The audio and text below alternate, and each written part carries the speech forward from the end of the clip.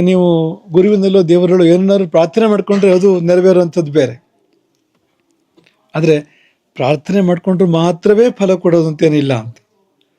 ಈ ಸರ್ಕಾರದಲ್ಲಿ ನೀವು ಅರ್ಜಿ ಹಾಕಿದ್ರೆ ಮಾತ್ರವೇ ನಿಮ್ಗೆ ಗ್ರಾಂಟ್ ಮಾಡ್ತಾರೆ. ಅರ್ಜಿ ಹಾಕಿದ್ರೆ ನೀವು ಅರ್ಜಿ ಹಾಕಿಲ್ಲ ಅಂತ ಒಂದೇ ಮತ್ತಲ್ಲಿ ಮುಗಿಸ್ಬಿಡ್ತಾರೆ. ಆದರೆ ಇದು ಅಂತಹ ಸ್ಥಾನ ಅಲ್ಲ. ಇದು ನೀವು ಅರ್ಜಿ ಹಾಕದಿದ್ರೆ ಹೆಚ್ಚಿನದು ಸಿಗ್ತದೆ ಇಲ್ಲಿ. ಅರ್ಜಿ ಹಾಕಿದರೆ ಅರ್ಜಿ ಹಾಕಿದ್ದು ಸಿಗ್ತದೆ, ಅರ್ಜಿ ಹಾಕದೇ ಇದ್ದರೆ ಹೆಚ್ಚಿನದ್ದು. ಈಗ ನಾವು ತಿಳಿದು ಕೇಳೋದಕ್ಕೂ ಗುರುವೇ ತಿಳಿದು ಕೊಡೋದಕ್ಕೂ ತುಂಬ ದೊಡ್ಡ ವ್ಯತ್ಯಾಸ ಇದೆ. ಯಾಕೆಂದರೆ ನಮ್ಮ ತಿಳುವಳಿಕೆಯಲ್ಲಿ ವ್ಯತ್ಯಾಸ ಇದೆ. ಈಗ ಒಂದು ಗುರುಪೀಠದ ತಿಳುವಳಿಕೆಗೂ ಒಬ್ಬ ಸಾಮಾನ್ಯ ಮನುಷ್ಯನ ತಿಳುವಳಿಕೆಗೂ ವ್ಯತ್ಯಾಸ ಇದೆ. ದೇವರು ಸರ್ವಜ್ಞ, ಮನುಷ್ಯ ಅಲ್ಪಜ್ಞ, ಅಜ್ಞ. ನಾವೇನು ತಿಳಿದು ಕೇಳ್ತೇವೆ? ಒಂದು ವೇಳೆ ಗುರು ತಾನೇ ತಿಳಿದುಕೊಡೋದಾದರೆ, ದೇವರು ತಾನೇ ತಿಳಿದುಕೊಡೋದಾದರೆ ಅನರ್ಘ್ಯವಾಗಿರುವಂಥದ್ದು, ಅಮೂಲ್ಯವಾಗಿರುವಂಥದ್ದು ನಮಗೆ ಲಭ್ಯ ಆಗ್ತದೆ ಅಂತ.